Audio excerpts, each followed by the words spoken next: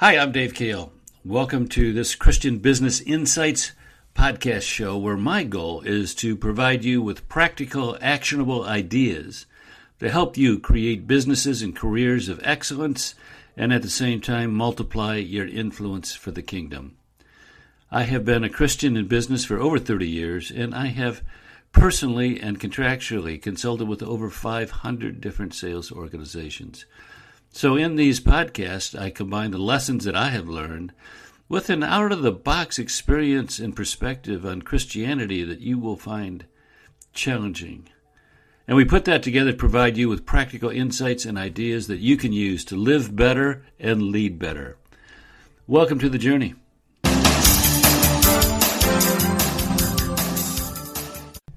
Hi, this is Dave. Hey, when something's broke, we fix it, right? Maybe that was okay during a slower time.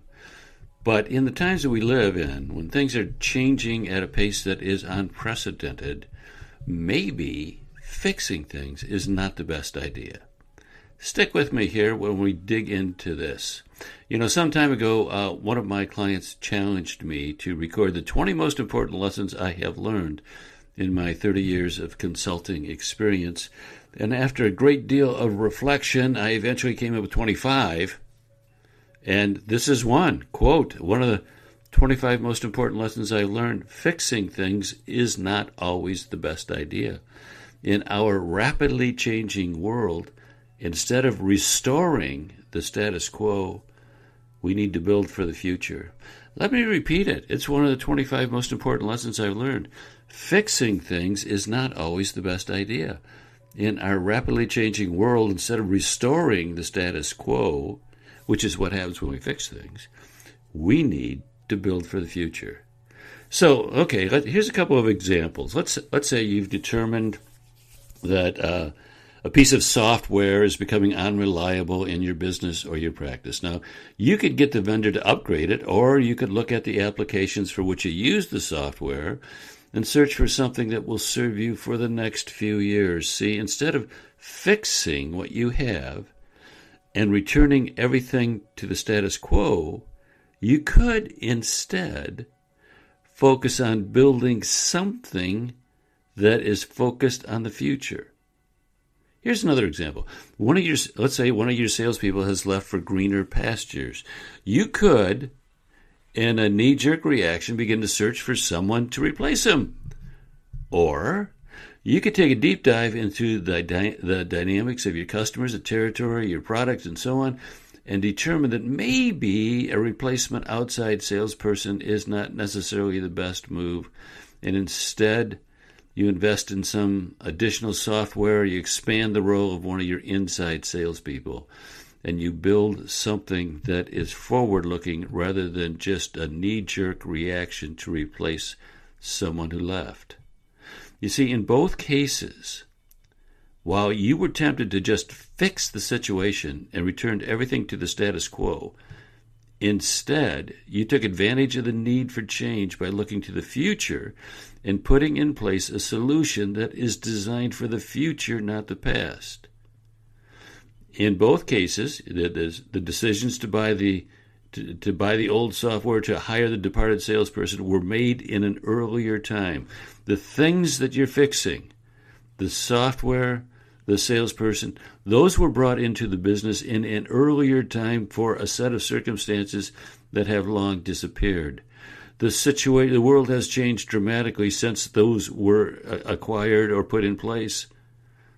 And when you just replace something, you bring back the status quo, and in many cases, the status quo is obsolete. Over my 30-year career, I've worked with over 500 different sales organizations, and in all of that, I've concluded that very few policies, procedures, and people have been strategically put in place to deal effectively with the future.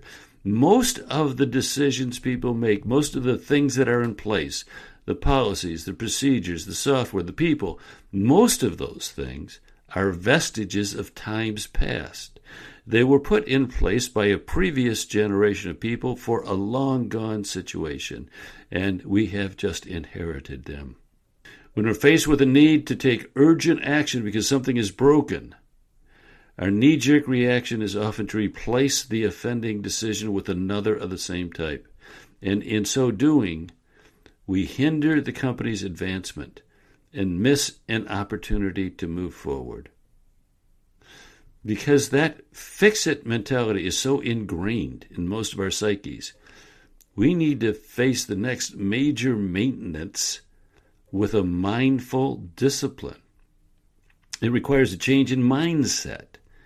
Suppose we look at everything that needed serious maintenance as an opportunity to put in place a strategically forward-looking new solution. Suppose we did that. That would be a change in mindset. So here's a simple 3-step format that will help capture the future solutions. So number one, you articulate the issue as clearly and specifically as you can. I recommend that you write it down. For example, you could say, we've just lost one of our outside salespeople. The territory is now open. We need to fill the territory. That's what you have written down. And then, once you write down the situation, then you ask a couple questions. First question you ask is why? Why? And you can ask why 2 or 3 times and respond to each of the answers. So let's go through this again. We've just lost one of our outside salespeople. The territory is now open. We need to fill the territory. Why? Well, we can't have an open territory for long. Why? Well, we need to continue to serve our customers and meet our sales goals. So what you really want is a way to serve your current customers and make sure that your key product lines are presented appropriately. Right? Well, yeah, if I put it that way. Well, let's put it that way, because now, see, what you've done is uncovered the real question. So you edit it a bit and you write this down. This is where you're going to end up. Quote, is there a way to serve our current customers and present our key products that is less expensive and more effective than taking the risk on another outside salesperson? Now, so that's the question you pursue. The question is not who should you hire. The question is there a way to serve our current customers and present our key products that is less expensive or more effective than taking the risk on another outside salesperson? So, see, your mind is now focused on a different place. Your mind is focused on something to build for the future, not necessarily a knee-jerk reaction to return the situation to the status quo. Now, the actual solution in this case may take a bit more time, but you have identified the forward-looking action. The way is now clear for a wider range of creative solutions. You could, for example, create a web portal for each of your current customers on which you maintain their pricing as well as the status of every order and every receivable. That might even take better care of them than a salesperson who called in person every few weeks. Maybe you could schedule video lunch and learns in which you have product experts present the new products. You could set that entire system up. Let's say individual customer web portals and lunch and learns on a regular basis. You could set that entire system up in a month or so for far less than the cost of a few months of a replacement salesperson. Now, I'm not saying that's the answer. I'm saying those are some possible solutions. And once you change your mindset by changing the question you pursue, then there's all kinds of possibilities. In this little 10-minute thinking exercise, you will have vaulted from a knee-jerk reaction to a strategic focus on the future. Honestly, this will work on almost every fix-it type of situation that is big enough and impactful enough to warrant a little bit of out-of-the-box thinking. In an era when AI threatens to replace millions of white-collar workers, those who survive and prosper will learn to think better than their colleagues. And this is an example, by the way, this is an example of one of the dozens of applications in our Mind software series of training programs designed to help you think better. I'll put a link in the show notes as to where you can learn more about that. By the way, this is the time of year when we're promoting our Sales Leaders Excellence and Influence course. This is an 8-session course.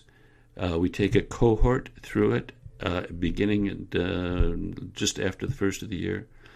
And the 8 sessions are online as well as live Zoom meetings. And we teach you a system for managing salespeople. If you are someone who supervises salespeople, if salespeople reporting to you, then this is a system you need to learn. We've taught over 2,000, maybe even 3,000 sales leaders this system. It will get immediate results. You'll see your people perform better as a result, and you will have a set of skills and mindsets and tools that will enhance your career for the balance of your career. It's a great investment, and honestly, we've had hundreds, thousands of experienced salespeople, many who are brand new, experienced sales managers. I mean, many who are brand new. Doesn't matter. You're going to learn things that will enhance your career, make you more effective. Okay. I'll put a link in the show notes. Okay, that's it. We're done. Bye bye.